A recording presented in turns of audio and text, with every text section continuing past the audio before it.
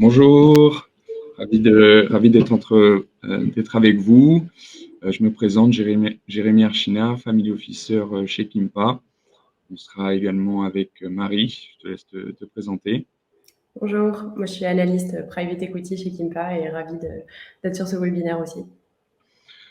Donc aujourd'hui, on va vous présenter un webinaire Impact réalisé avec le concours d'Occur. Donc ça s'inscrit dans une suite de webinaires faits entre Kimpa et Occur sur des webinaires qui ont eu trait plus à la thèse d'investissement, à la construction d'un deal flow. Aujourd'hui, on va se consacrer plus à un dispositif fiscal qu'on appelle le 150 OBTR que les participants doivent connaître et comment concilier ce 150 OBTR avec les volontés de nos clients entrepreneurs pour faire de l'impact. Donc, pas mal de participants déjà connectés. On va attendre encore une ou deux minutes afin que tout le monde puisse se connecter et qu'on puisse commencer à dérouler cette présentation. Merci en tout cas pour d'assister à ce webinaire. En termes de durée, notre présentation durera à peu près 20-25 minutes. Et ensuite, on conservera un petit moment, une quinzaine de minutes, 15-20 minutes, en fonction de la durée de la présentation, pour répondre à l'ensemble de vos questions. Vous avez un chat pour poser vos questions. N'hésitez pas, elles sont visibles par nous, donc on prendra un temps pour y répondre. Si effectivement il y a trop de questions, on fera le retour sur les questions complémentaires par mail. 11h03, on va peut-être commencer. Voilà. Donc, on va vous présenter aujourd'hui le sommaire. Donc, une première partie assez rapide sur Kimpa et l'investissement à impact, comment on s'occupe effectivement de ça et comment ça s'inscrit dans notre démarche au quotidien. Ensuite, la présentation plus globale du dispositif du 150 OBTR. L'objectif, c'est pas de rentrer dans le détail du dispositif que vous connaissez peut-être par ailleurs. Mais voilà, les grandes lignes et comment effectivement, par certaines contraintes liées au 150 OBTR, on peut aller chercher de l'impact sur ces investissements demain. Et on verra ça effectivement dans la troisième partie, comment ça peut être une opportunité pour faire de l'impact. Et enfin, on l'a dit, une session de questions-réponses ensuite. Donc Marie, je te laisse la parole pour cette première partie. Super. Alors, on va commencer avec quelque chose qui n'est plus un secret pour personne. Sécheresse, changement climatique, inégalité sociale, c'est de plus en plus angoissant, contraignant parfois, et on se sent souvent impuissant par rapport à tout ce qui se passe. Et on est de plus en plus à vouloir donner du sens à nos investissements, car il existe de nouveaux modèles économiques et des innovations technologiques qui permettent justement de répondre à ces défis. Et c'est vers ces projets qu'on dirige les capitaux chez Kimpa. Il est possible d'allier impact et rendement si on construit une allocation d'actifs cohérente avec à la fois des objectifs financiers et des objectifs d'impact et qu'on exécute le déploiement de cette stratégie avec une équipe experte et spécialisée. Et c'est exactement pour ça que Kimpa a été fondé, pour accompagner nos clients dans leur démarche d'investissement impact et co-créer des solutions avec eux. Car on est convaincu que l'investissement est le levier d'action avec le plus fort potentiel de développement à grande échelle. Aujourd'hui, on accompagne 3 types de clients. D'une part, des investisseurs privés qui souhaitent aller au-delà du responsable et trouver des solutions d'investissement qui leur ressemblent et les rassemblent. On travaille aussi avec des corporates qui souhaitent innover dans leur secteur ou déployer un fonds thématique. Et enfin, en B2B2C, avec d'autres family office, banques privées et investisseurs institutionnels pour qui on peut gérer en marque blanche la recherche et la qualification d'opportunités impact. Aujourd'hui, on va vous parler d'une cliente fictive, Sophie, qui a vendu son entreprise dans la tech récemment et souhaite donner du sens à ses investissements en utilisant le 150 OBTR. Sophie, elle est accompagnée par Jérémy en tant que cliente du Family Office de Kinpa, donc vraiment dans la première catégorie de clients.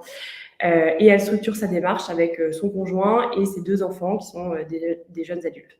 Donc, on a bien anticipé sa sortie de sa startup actuelle et l'utilisation du 150 obétaires dont va vous parler Jérémy.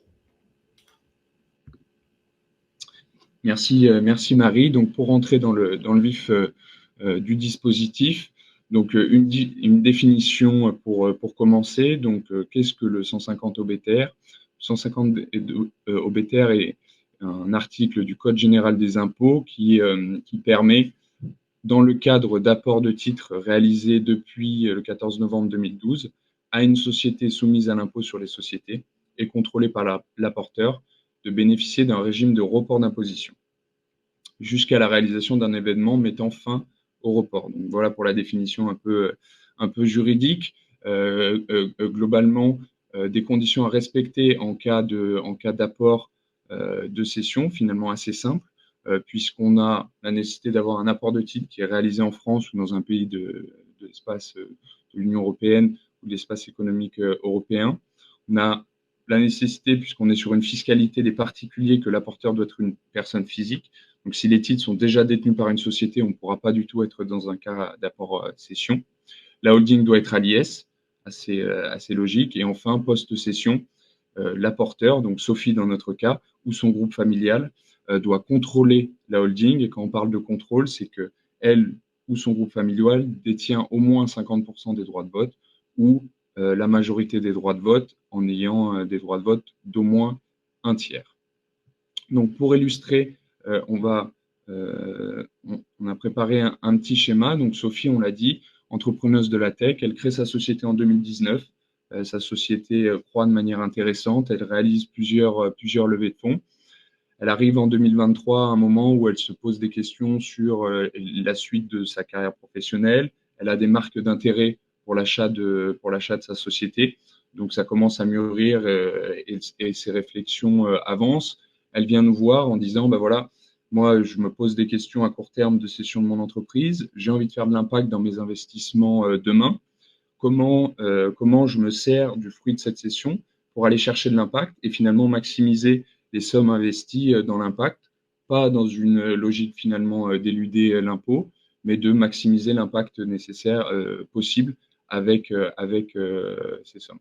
Dans le cadre des conversations qu'on peut avoir avec elle, elle est particulièrement appétente à des sujets sur l'agriculture durable, sur la santé, sur l'économie circulaire. Donc, on va discuter avec elle, on va lui présenter le dispositif de l'apport-cession. On va lui expliquer que les parts de sa société, qu'on a appelée société X, elle peut les apporter à une société holding, donc qu'elle doit contrôler, une société holding à l'IS, on l'a dit auparavant. Une fois que les titres sont encapsulés au sein de la holding, 2 cas de figure. Soit la holding cède les titres avant 3 ans de détention, donc c'est une détention qui est décomptée de date à date et pas en année calendaire. Ça peut avoir son importance si c'est à quelques jours, ou alors la holding cède après 3 ans. Vous le voyez dans le schéma, une contrainte, on va l'appeler comme ça, de réinvestissement si la holding cède avant 3 ans, puisque 60% du fruit de cession, on ne parle pas de plus-value, mais là, l'intégralité du fruit de cession des titres de la société X qui ont été vendus par la holding ont une nécessité d'être réinvestis sous 2 ans, donc 60% de ce montant-là, pour être dans un cas de report d'imposition.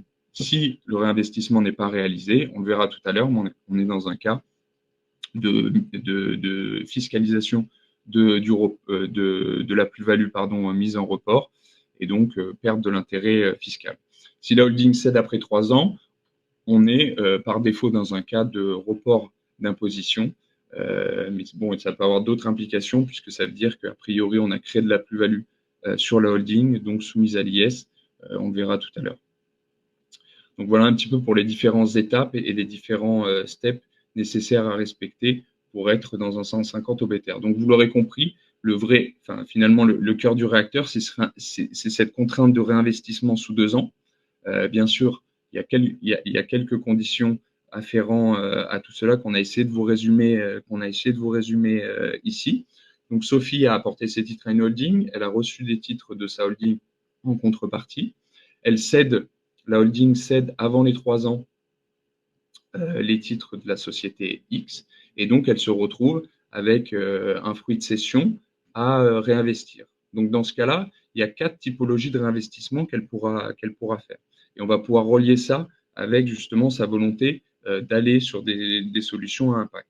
Donc globalement, et vous voyez quelque chose qui est général et qui s'applique à l'ensemble des solutions, c'est la notion d'activité éligible. Donc l'activité éligible, on va la retrouver dans chacune des solutions d'investissement. Donc c'est finalement un point très important. Donc les activités éligibles qui seront permis dans le cadre du réinvestissement sont uniquement les activités commerciales, libérales, artisanales, industrielles ou agricoles. Donc vous comprendrez que les activités civiles sont exclues et que les activités de gestion patrimoniale propre sont exclues. La holding ne peut pas acheter un immeuble qu'elle va louer à long terme, y compris en location meublée. Si la holding réinvestit dans un portefeuille d'actions, on ne sera pas dans un cas d'activité éligible, donc on ne pourra pas rentrer dans ce quota des 60%.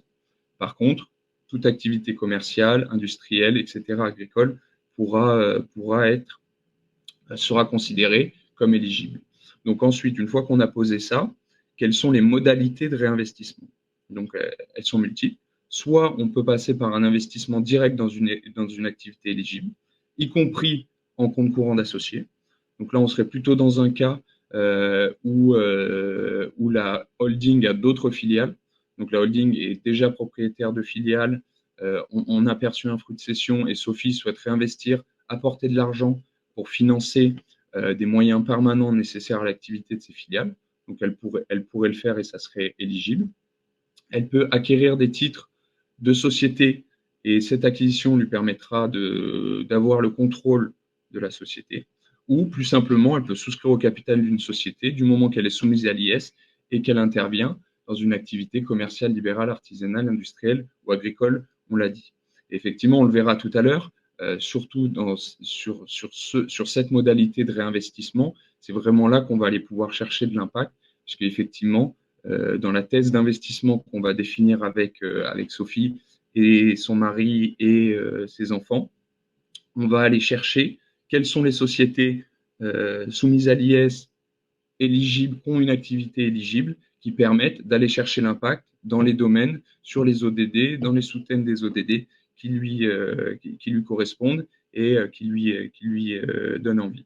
Et enfin, le dernier plan, donc ça c'est une évolution liée de la loi de finances 2019, amendée par une loi de finances plus permissive sur 2020, qui permet que le réinvestissement via des fonds, via des parts de fonds, FCPR, FCPI, SLP notamment, soit éligible. Donc quelques conditions à respecter au niveau du fonds. Donc en règle générale, c'est les sociétés de gestion qui commercialisent les fonds, qui font le nécessaire pour dire si effectivement ces fonds sont éligibles ou non. Mais voilà, globalement, quelques conditions à respecter pour le fonds pour l'avoir en tête. Il faut que les investissements du fonds soient effectués dans les 5 ans maximum et qu'à l'issue de ce délai de 5 ans, 75% du fonds soit investi dans des sociétés à l'IS installées dans l'espace économique européen avec des activités éligibles. Voilà, ça peut être un peu contraignant pour les fonds, mais effectivement, c'est la règle. Donc, voilà un petit peu le sujet, comment, via une contrainte de réinvestissement, on va pouvoir aller chercher des entreprises qui permettent de faire de l'impact et qui permettent d'aligner les intérêts de la famille, de Sophie, sur ce qu'elle souhaite faire ensuite avec son argent. Comment ce régime de report d'imposition peut prendre fin? Il y a 2 types finalement de fin du report, soit par manquement aux obligations de la loi pour maintenir le report, donc avec une fiscalité sur la plus-value, ou des modalités qui vont purger, donc le report d'imposition est complètement, la plus-value en report d'imposition sera complètement effacée.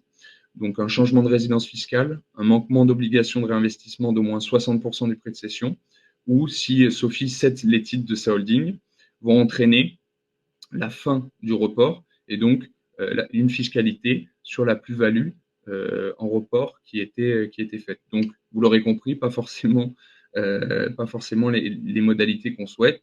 C'est pour ça que l'accompagnement par un family office, par des conseils, un avocat fiscaliste, éventuellement des notaires qui travaillent ces sujets-là est très important pour éviter de se retrouver dans cette situation-là, puisque bien sûr, il y aura des intérêts de retard. Donc finalement, l'opération sera plus coûteuse qu'une session classique si elle avait été faite en bonne et due forme, sans apport. On a le contribuable, donc Sophie, a la possibilité de purger le report. Bon, malheureusement, par le décès de Sophie, ça purgerait le report, donc il y aurait une transmission des parts de la holding sans cette fiscalité latente au niveau de ses ayants droit. Et en fait, il y a une possibilité de purge par une donation des titres à ses enfants, à la condition que les enfants conservent les titres. Donc, ces deux enfants, s'ils conservent les titres au moins 5 ans ou 10 ans, si les réinvestissements est passé par des fonds, ils auront acquis et purgé définitivement le report.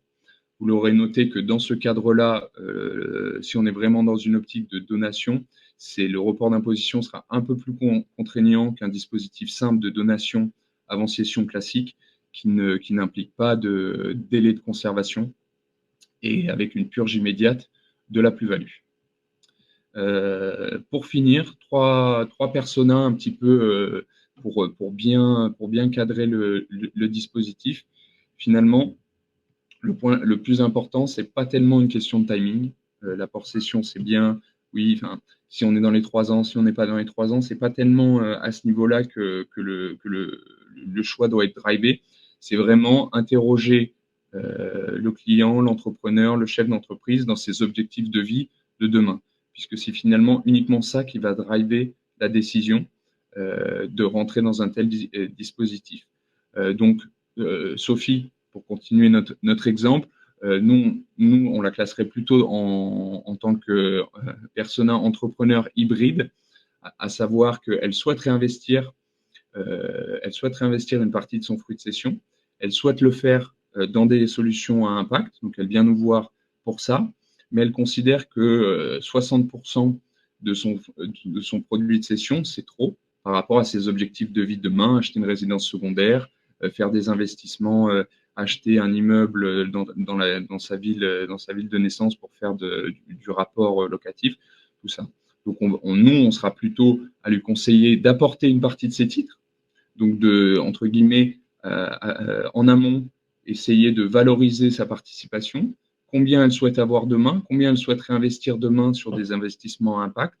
Donc ce montant-là, si on fait une règle de 3 à partir pour les 60% de réinvestissement, on va pouvoir définir quelle est la part de ces titres qu'elle doit apporter à sa holding et quelle est la part de ces titres qu'elle va détenir à titre personnel. À titre personnel, on aura une fiscalité classique, personne physique, donc une flat tax ou une imposition au barème. Donc Sophie a créé sa société en 2019, donc elle n'a pas d'abattement possible, donc a priori on sera sur une fiscalité flat tax. Et voilà, pour des entrepreneurs qui ont créé des sociétés avant 2018, avec la possibilité d'avoir des abattements renforcés, voilà, le calcul flat tax ou impôt est pas si évident. On peut avoir complètement de l'autre côté du scope un entrepreneur qui a déjà fait un exit ou qui souhaite qui entre guillemets n'a pas de problème et souhaite réinvestir l'intégralité de son produit de cession. Donc là, on sera dans un cadre plus simple finalement. Il peut apporter l'intégralité de ses titres et il aura un report d'imposition, donc pas de frottement fiscal au moment de son apport. Il cède ses titres et il a 100% du montant de son fruit de cession disponible pour des réinvestissements. Il peut effectivement se servir de ça pour aller sur des solutions à impact. Et enfin, un dernier persona plus épicurien, donc qui souhaite profiter un petit peu de la vie sans forcément avoir de contraintes de réinvestissement. Donc, il peut soit apporter une partie de ses titres et attendre pour pas être dans une contrainte de réinvestissement, avec quand même, il faut avoir quelque chose en tête que ça risque de créer, si les titres se sont appréciés entre le moment de l'apport et le moment de la cession effective, une plus-value au moment de la holding. Donc, ça peut créer du frottement fiscal et pas forcément être optimisé de ce côté-là. Ou alors, s'il ne veut vraiment pas s'embêter de ça, il conserve ses titres il prend, excusez-moi du terme, la flat tax à 30%, et il a son fruit de cession qu'il investira comme il le souhaite. Voilà un petit peu pour la présentation de l'ensemble de ce dispositif. Donc, vous l'aurez compris que par le 150 obétaire et par l'apport et la cession rapide des titres par la holding, on a une contrainte de réinvestissement. Et finalement, cette contrainte, pour des entrepreneurs qui souhaitent aller sur des solutions à impact, et nous, chez Kimpa, on est persuadé que le private equity est un moteur important dans ces solutions à impact, on va pouvoir transformer cette contrainte en une opportunité pour aller sur l'impact. Mais Marie en parlera beaucoup mieux que moi sur cette partie-là, donc je passe le micro. Yes. Du coup, comment on va structurer toute cette démarche? On va devoir d'abord définir la thèse d'investissement. Donc ça, c'est Sophie et son conjoint, ses 2 enfants, qui vont choisir les objectifs de développement durable, donc en fait les enjeux sociaux et environnementaux qui les touchent et qu'ils souhaitent cibler via leurs investissements, ainsi que quelques critères financiers, puisque ça reste quand même de l'investissement. Nous, ensuite, on va rechercher, selon la thèse, des deals directs et des fonds qui peuvent correspondre à cette thèse, les qualifier, donc faire une analyse approfondie des deals qu'on leur présente, et ensuite structurer toute la partie closing, investissement et reporting trimestriel une fois que les investissements sont réalisés. Donc, la thèse, à quoi ça ressemble? Ça, c'est typiquement la thèse d'investissement de Sophie et de sa famille. Donc, elle est particulièrement intéressée, comme vous l'a dit Jérémy, par les sujets d'économie circulaire et de lutte contre les changements climatiques. Elle a un enfant qui va commencer médecine et qui est très intéressé par les sujets de santé qui sont regroupés dans l'ODD 3 et particulièrement par le vieillissement de la population.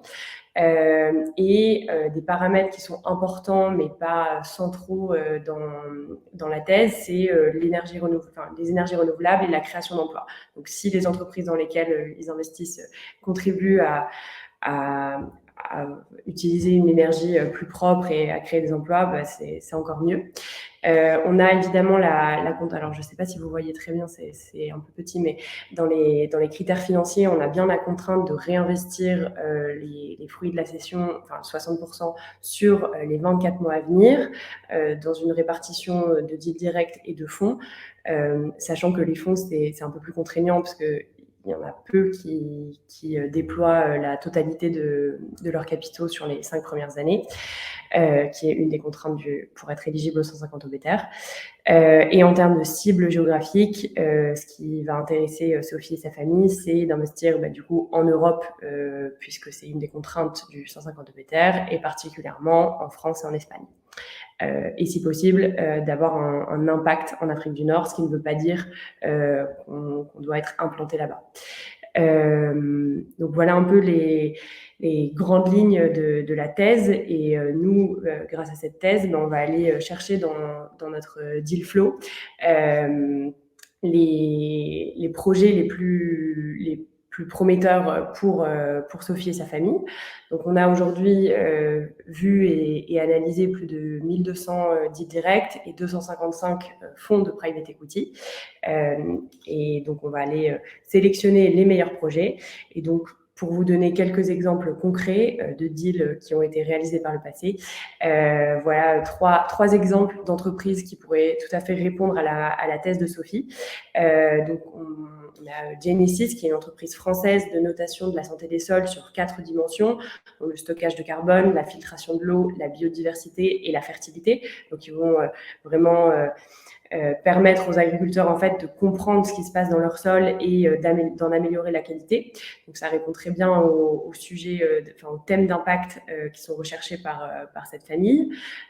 Ensuite, on a Batteries, qui est une entreprise allemande qui va surcycler des batteries de véhicules électriques pour en faire des stacks, qui peuvent stocker des énergies renouvelables et remplacer des générateurs diesel plutôt en Afrique, donc dans des pays en développement.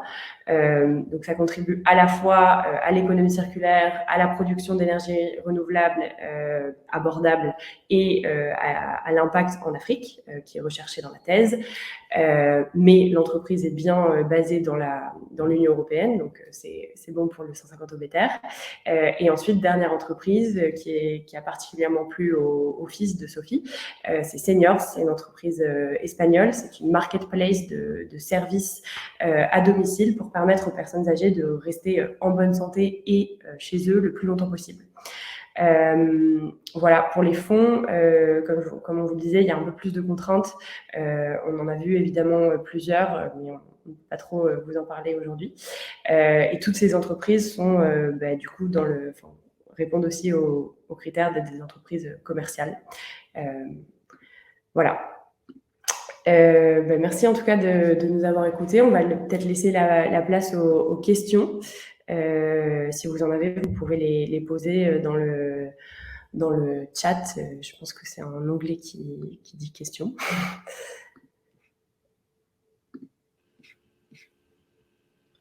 C'était pas la première est toujours la plus compliquée.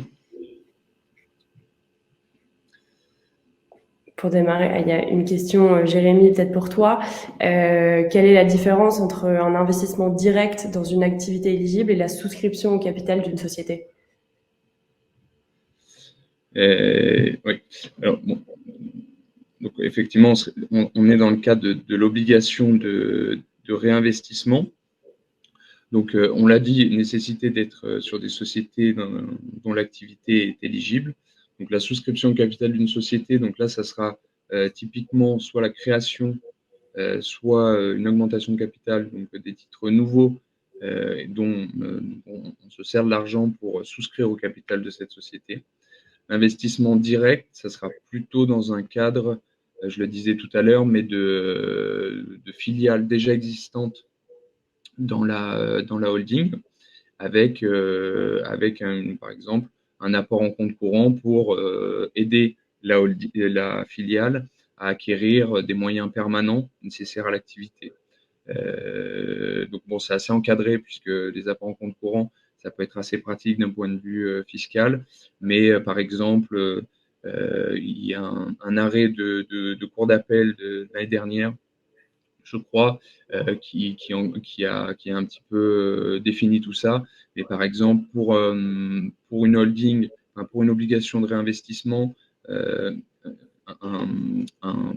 personne avait réinvesti les fonds dans un hôtel, fait un apport en compte courant dans une filiale. Cette filiale, avec cet argent, avait acheté un hôtel et l'hôtel était exploité d'un point de vue commercial par la holding.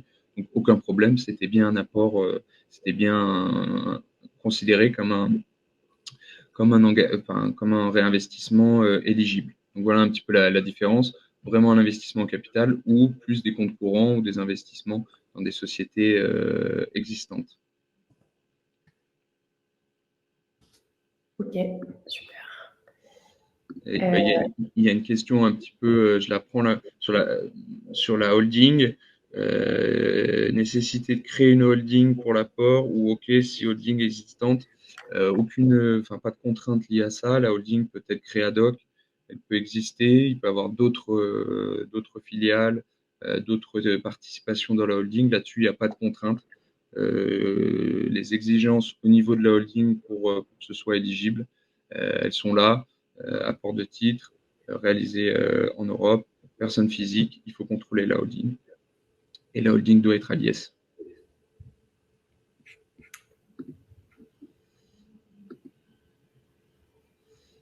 Ok, on a une autre question. Alors, Adrien, oui, si tu veux la poser.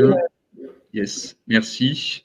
Est-ce qu'il y a des prérequis ou des critères pour les fonds, point d'interrogation? Y a-t-il besoin que les fonds créent des parts spécifiques pour le réemploi? Merci. Alors, les contraintes de tête, et tu compléteras peut-être, Jérémy, mais c'est que tous les fonds soient tous les capitaux en fait du fonds soient déployés dans les 5 ans. Donc, ce qui est assez contraignant puisque ça empêche de faire des réinvestissements dans les entreprises, même si elles étaient déjà dans le fonds avant les 5 ans. Et 75% minimum des entreprises dans lesquelles le fonds a investi doivent être éligibles donc à ce que vous voyez sur la slide, à savoir être soit une activité commerciale, libérale, artisanale, etc., et être dans la zone économique européenne. Je ne sais pas s'il y a d'autres choses que j'ai pas en tête. Et du coup, très, très clair. Et sur la partie création de parts, en fait, là, on sera vraiment au niveau du fonds. Donc, il n'y aura pas de part spécifique 150 OBTR ou éligible et pas éligible pour un même fonds. Soit le fonds est globalement éligible, soit il l'est pas du tout. Donc voilà. Okay. Et ça, encore une fois, effectivement, c'est les sociétés de gestion qui vont nous apporter effectivement la certitude, en tout cas l'engagement qui respecte ces conditions-là sur la durée du fonds. Exactement.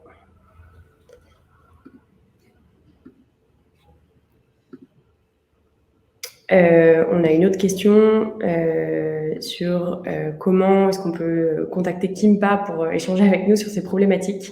Alors, je crois que la dernière slide a nos emails. C'est très simple, c'est nos prénoms @kimpa.co. Et également, si vous avez des opportunités qui sont éligibles aux 150 OBTR, n'hésitez pas à nous contacter. Nous, ce sera un plaisir d'en discuter et d'analyser soit les deals qui lèvent des fonds, soit des fonds d'investissement. On en recherche en continu pour nos clients. Et sinon, via LinkedIn, vous pouvez trouver la personne la plus pertinente pour votre question.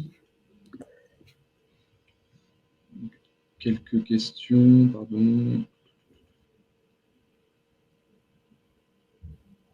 Alors, l'immobilier, on a Rémi qui nous demande l'immobilier ne fait pas partie des activités éligibles. N'y aurait-il pas des montages fiscaux incitatifs alternatifs dans le cadre d'un portage immobilier solidaire?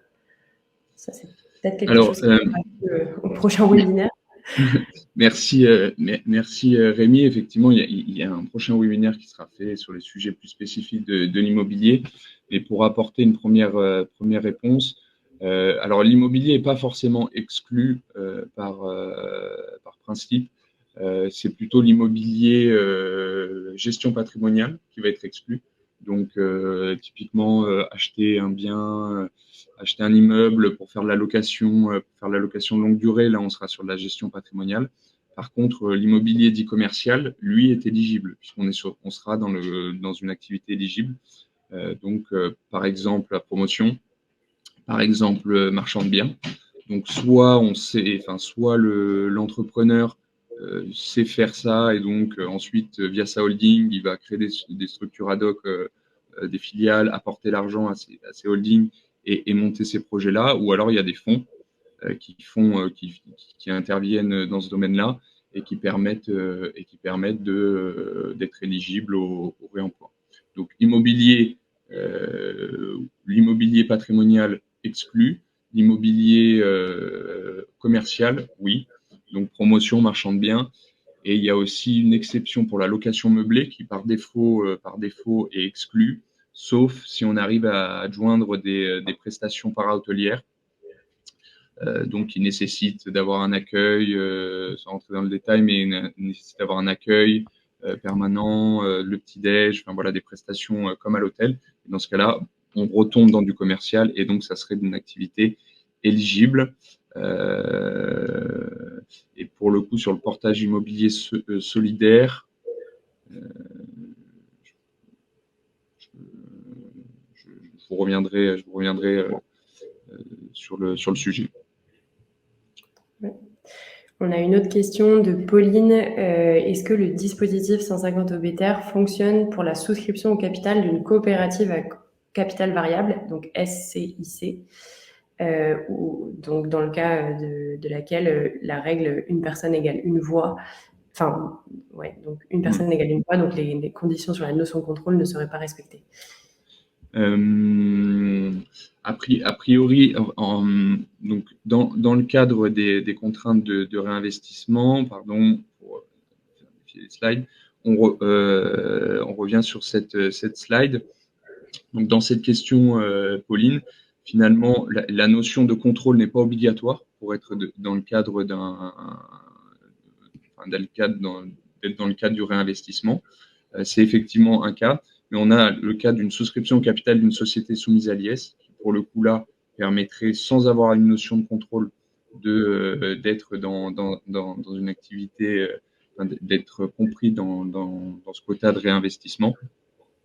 Donc, si cette société coopérative à capital variable est soumise à l'IS et qu'elle exerce une activité éligible, agricole, industrielle ou artisanale, a priori, elle sera éligible au réemploi.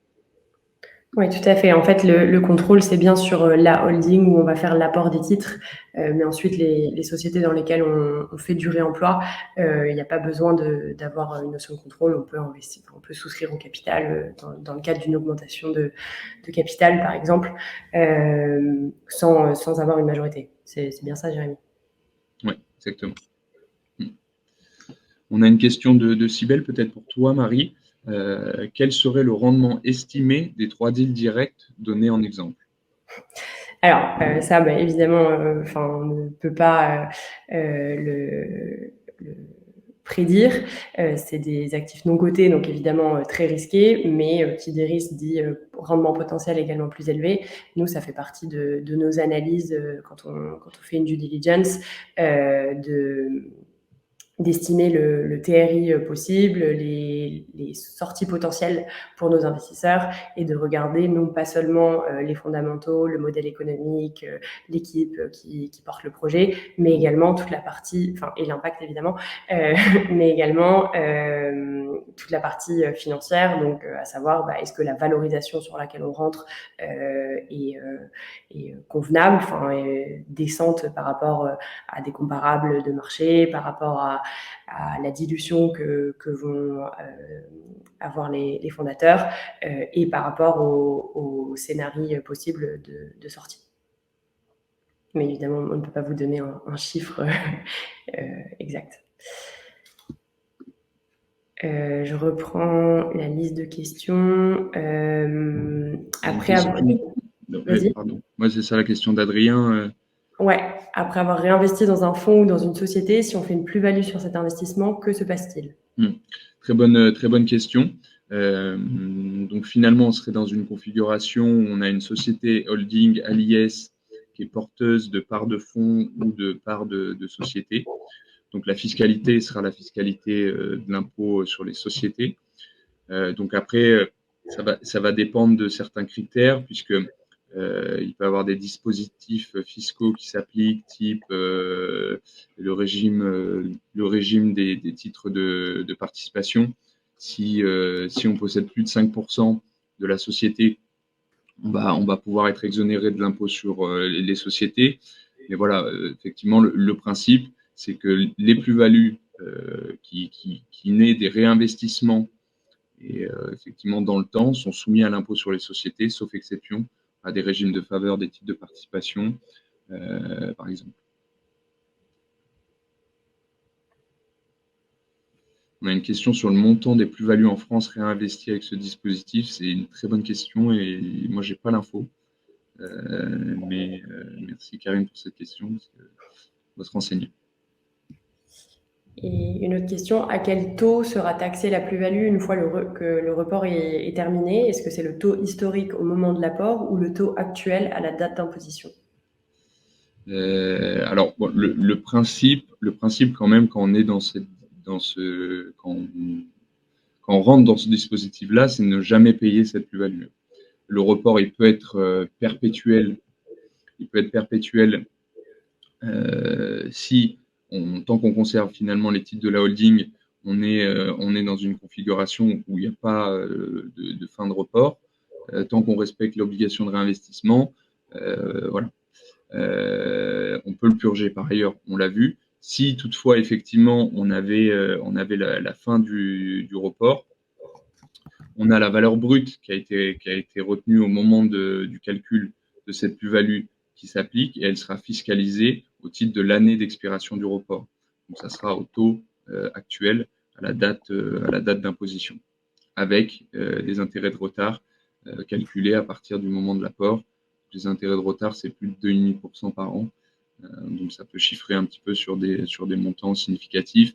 Mais en tout cas, si on se retrouve dans un cas de figure de fin de report, globalement, c'est que ça a été mal anticipé.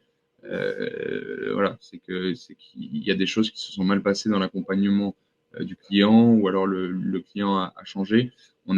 Le changement de résidence fiscale, ça, c'est que si vous regardez effectivement le texte, il est indiqué qu'en cas de changement de résidence fiscale, le report tombe. C'est pas forcément vrai parce qu'il y a le dispositif de l'exit tax qui rentre aussi en jeu. Donc voilà, c'est à nuancer. Donc voilà, les vrais fins, c'est un manquement à l'obligation de réinvestissement et les cessions des titres de la holding, donc qui sont normalement assez simples à respecter si ça a été bien anticipé. Donc, on ne doit pas se retrouver dans une configuration d'expiration du report. Au mieux. Une question, je vois qu'il reste quelques minutes. Peut-être pour Marie, combien d'investissements réalisés à date, j'imagine par l'intermédiaire de Kimpa, et combien sont éligibles aux 150 OBTR? Ouais, alors à date, on a closé quasi 60 opérations dans des sociétés ou des fonds à impact. Pour les fonds, il faudrait vérifier parce qu'il y a du coup, comme on vous le disait avant, plus de contraintes. Mais sur les dits directs, je pense que la grande majorité aurait pu rentrer dans un dispositif de 150 OBTR. Donc à retenir, c'est quasi 60 opérations qui ont été closées en cumulé dans tout type d'entreprise, de start-up, scale-up, impact.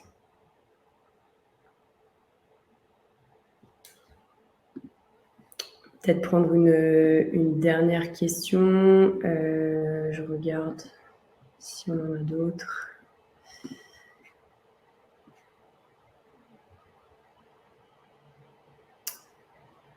C'est sur la thèse d'investissement.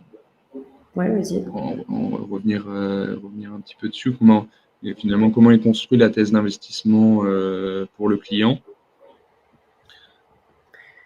Ouais, alors nous, on va vraiment co-construire, comme je vous le disais au début, les solutions avec nos clients. Et donc la thèse, c'est une thèse personnalisée par famille ou par groupe d'intérêt. Donc pour les entreprises, ça peut être un groupe plus large qu'une famille qui va participer à la construction de cette thèse. Et ça va prendre la forme d'un questionnaire assez interactif où on va du coup avoir une partie plutôt formation sur justement les objectifs de développement durable, puis ensuite un questionnaire avec la sélection des ODD qui nous intéressent, et puis quelques questions sur la partie plus financière et extra-financière aussi, sur la géographie, les secteurs d'activité qui nous intéressent. Nous, on pense que l'investissement est vraiment aussi une manière d'apprendre et de s'éduquer sur des nouveaux sujets sur lesquels on n'est pas forcément expert. C'est vraiment l'occasion d'apporter son expertise à des entreprises, mais aussi d'apprendre beaucoup de choses sur de nouveaux secteurs, de nouveaux modèles économiques, une nouvelle géographie, etc. Et donc ça, on va essayer de comprendre ces affinités dans les questions qu'on pose pour créer la thèse. Et ensuite, nous, on se charge de regrouper un peu tous les intérêts de tous les membres de la famille ou du groupe qui ont participé à la construction de la thèse, et puis d'avoir cette thèse. Évidemment, elle est affinée au fur et à mesure. Lorsqu'on présente des deals, on comprend, on affine en comprenant les refus et les acceptations aussi de deals.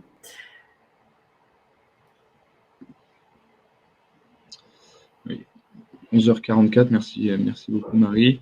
11h44, donc on va clôturer le webinaire. Donc si des questions, je pense qu'on a fait le tour des questions, mais si des questions subsistent, n'hésitez pas, vous avez nos coordonnées ici, ou par LinkedIn avec nos noms, on fera un plaisir de vous répondre. Merci beaucoup pour pour votre attention et peut-être vous dire qu'il y aura un futur webinaire. Marie, j'ai plus la date en Le tête. 24 octobre. Donc les prochains, ça sera sur l'immobilier et sur les énergies renouvelables. J'ai plus en tête l'ordre, mais le prochain, en tout cas, le 24 octobre. Voilà. Donc la suite des webinaires Impact.